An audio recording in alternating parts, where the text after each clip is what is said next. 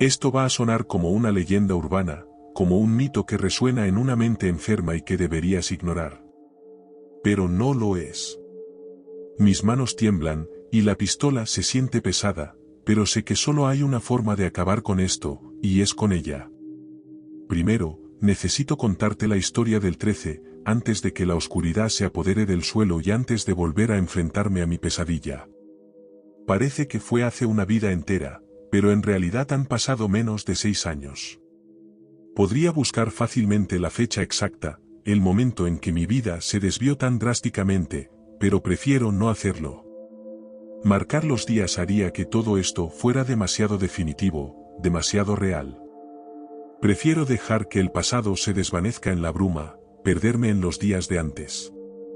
Éramos 6 los que salimos al lago ese fin de semana, 2 parejas, Tracy y yo, los mejores amigos que siempre éramos la quinta y sexta rueda, era lo que todos comentaban.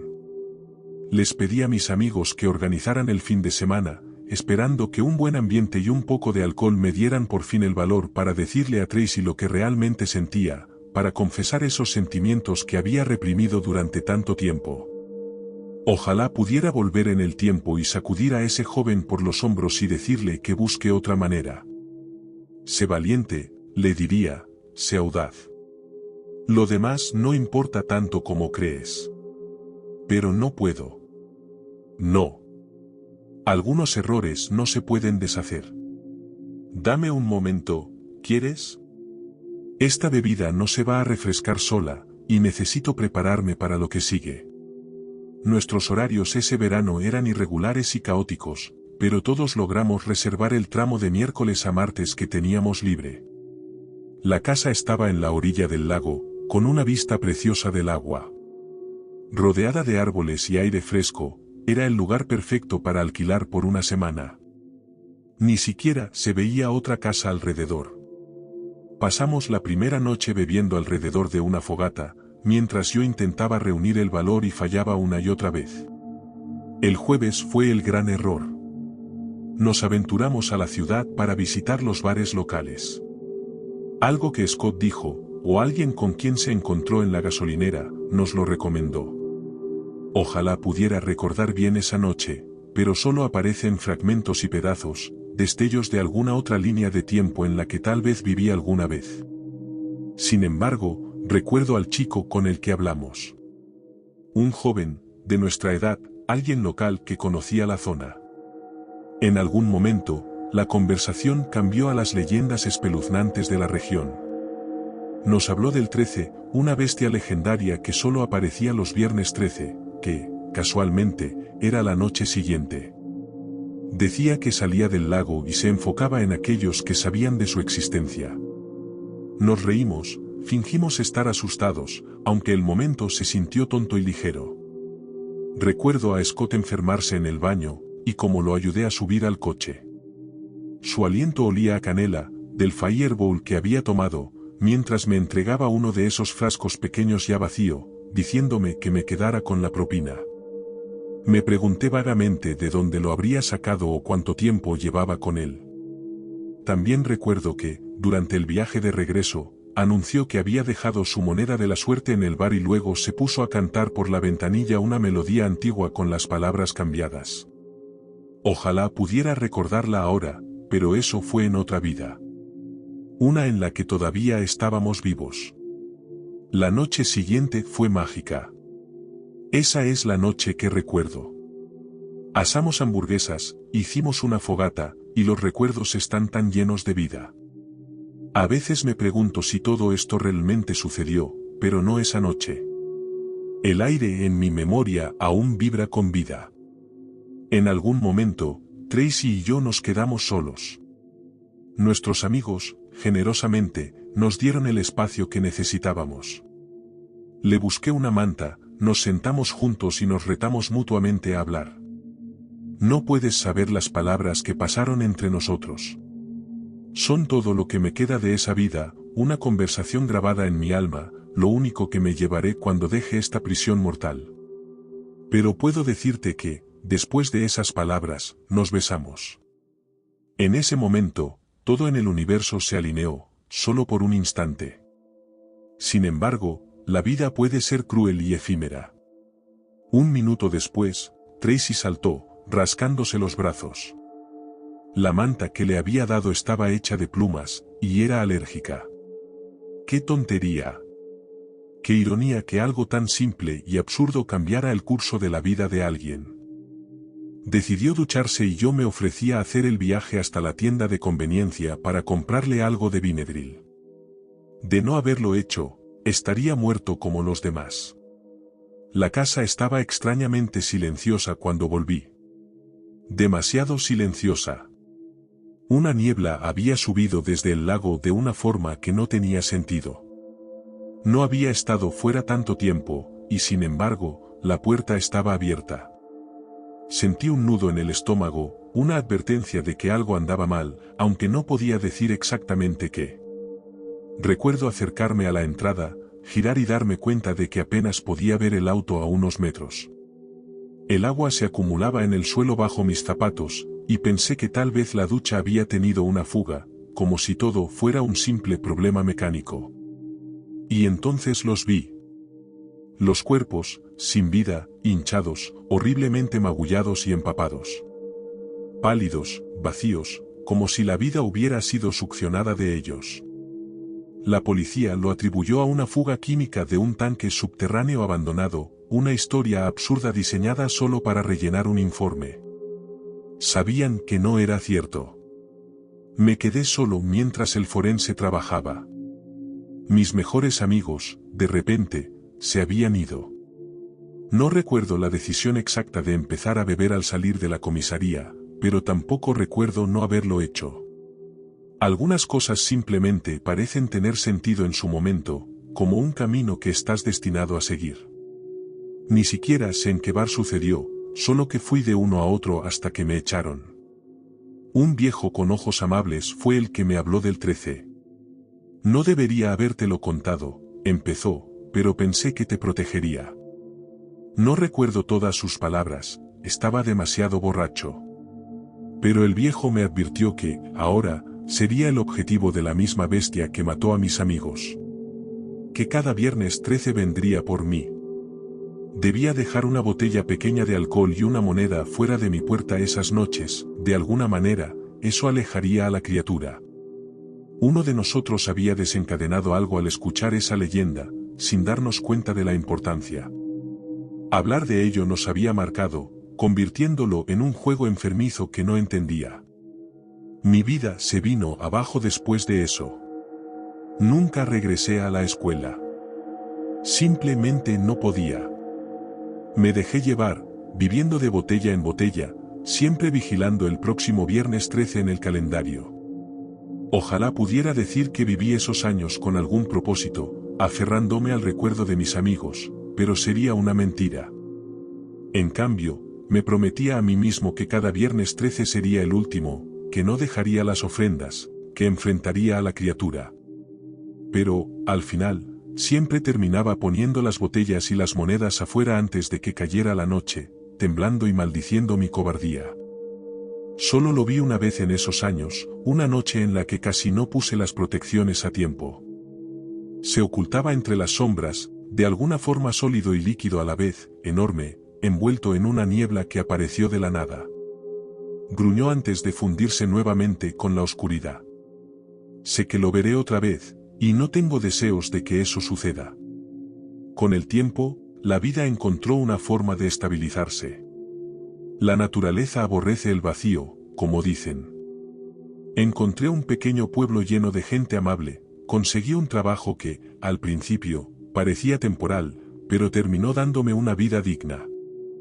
Steven, mi jefe, se convirtió en un buen amigo. Después de un año viviendo frente a su casa, me di cuenta de que podía verme en ese lugar. Tal vez, pensé, podría vivir de nuevo. Tal vez algunas cicatrices realmente sanan. Steven sabía que ocultaba algo.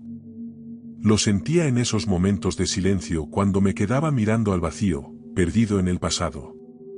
Las sombras nunca me abandonaron del todo, aunque se atenuaron con el tiempo. Era un buen hombre y pensó que podía ayudar. Una noche, después de demasiadas copas de vino y una cena que su esposa Karen había preparado, finalmente les conté lo del 13. Me escucharon amablemente, sin creer en la historia, pero entendiendo que algo terrible me había sucedido. Seguramente pensaban que la policía tenía razón, pero que mi mente joven había creado un monstruo para explicarlo.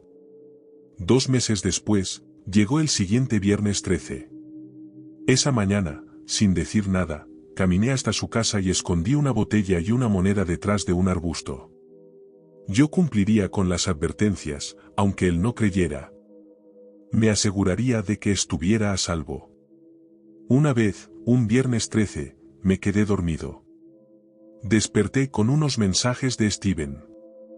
Una selfie de él vaciando la botella, acompañado de un mensaje en el que esperaba que eso me demostrara que no había nada de qué preocuparme, que podía empezar a superar la muerte de mis amigos.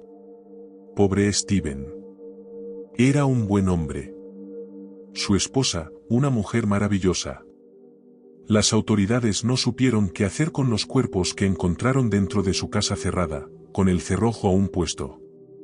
Retorcidos, con los pulmones llenos de agua. Eso casi me mata.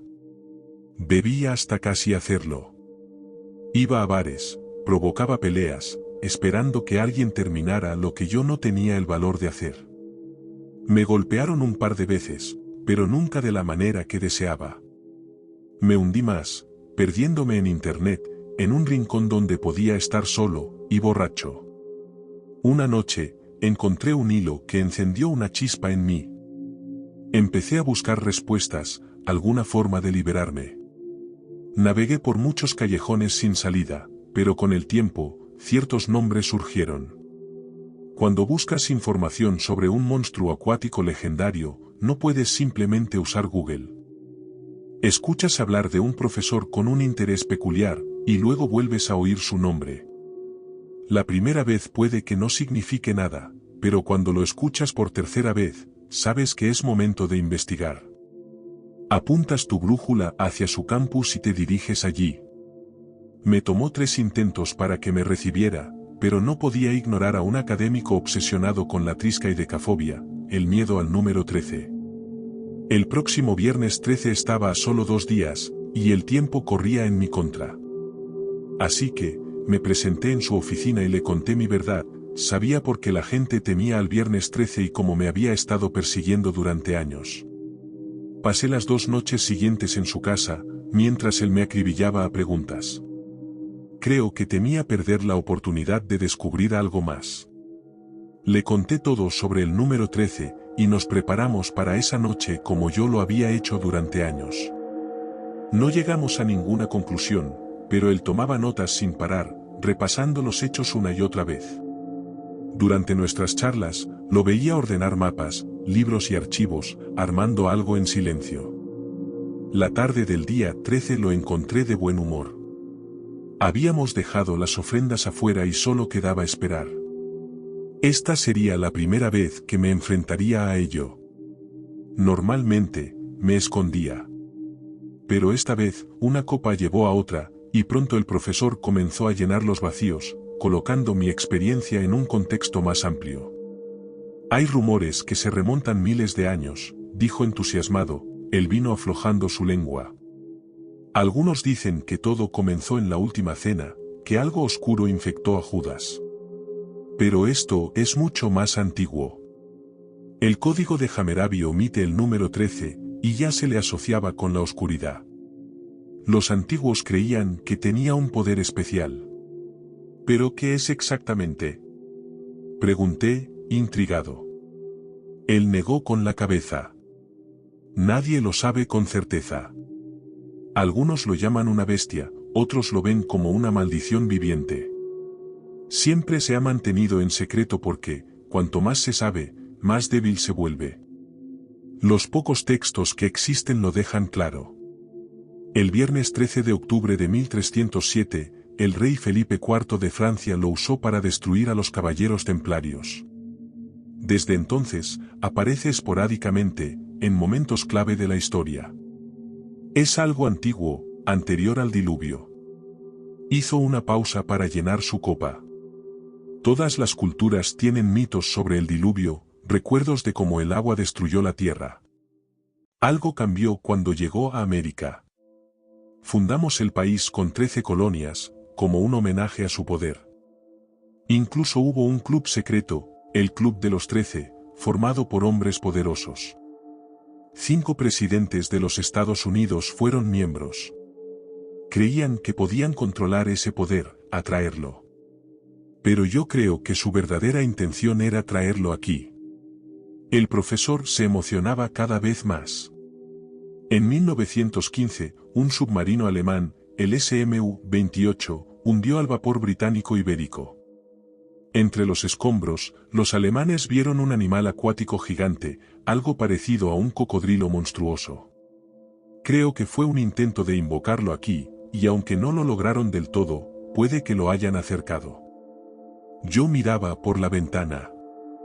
El sol ya se había puesto. Has aportado una pieza interesante, continuó. La moneda y la pequeña botella de alcohol. Son ofrendas para protegerse. Él mata a todos los que conocen su existencia porque el conocimiento lo debilita. Pero algunos hombres han aprendido a usarlo, les cuentan a sus enemigos sobre él, pero no les explican cómo protegerse. Entonces, los caza. Es brillante en su sencillez. Nos quedamos en silencio un momento, asimilando todo. Hitchcock intentó hacer una película llamada El número 13, ¿sabes? Pero nunca la terminó, las imágenes se perdieron. Hizo una pausa. Yo esperé a que continuara, pero no lo hizo. Voy al baño, dije, poniéndome de pie. No tardo. Cerré la puerta y me lavé la cara, mirando mi reflejo en el espejo, retándome a ser valiente. Y entonces lo escuché. Un clic, seguido del sonido metálico de un cerrojo.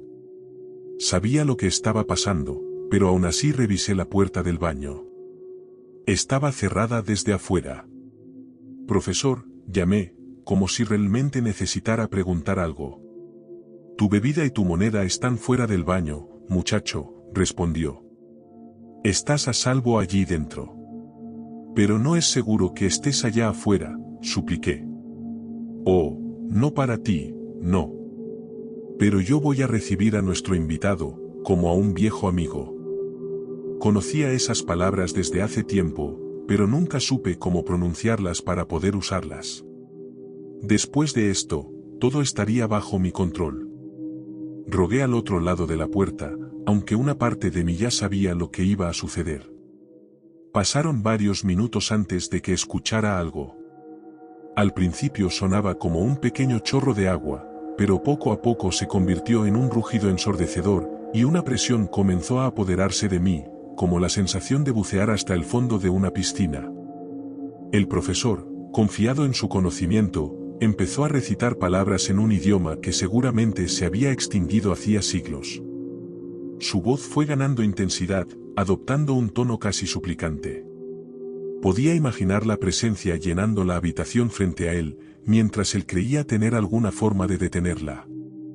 De pronto, su canto se detuvo, y un horrible sonido húmedo invadió el silencio. El tiempo pasó después de esa noche, y me quedé sin opciones.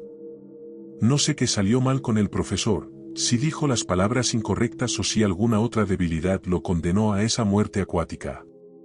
Lo que sí sabía era que mi mayor, y quizá única, fuente de información en el mundo había desaparecido.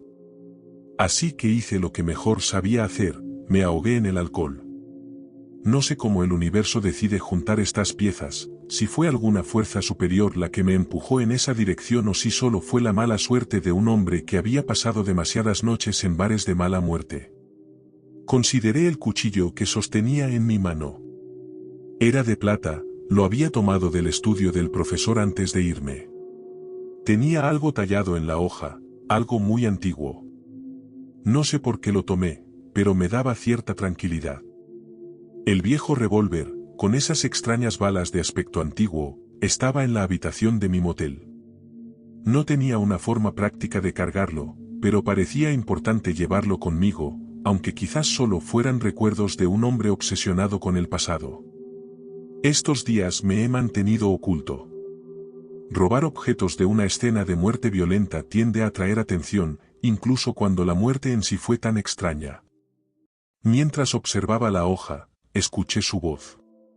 Sonaba igual que la primera vez, pero esta vez su tono era ligero, hablaba de la primavera, del trabajo diario, de la rutina, de una vida normal. Nada de cuentos oscuros o de sufrimiento. Pasé toda la noche en ese bar, observándolo desde la distancia, esperando a que se fuera. Finalmente lo hizo, tambaleante y borracho. Lo seguí de cerca. La mayoría de la gente es ajena a estas cosas, especialmente los hombres. Él no se percató de mi presencia hasta que lo empujé hacia un callejón y saqué el cuchillo. Sus ojos pasaron de la sorpresa al miedo. Mataste a mis amigos, sí sé.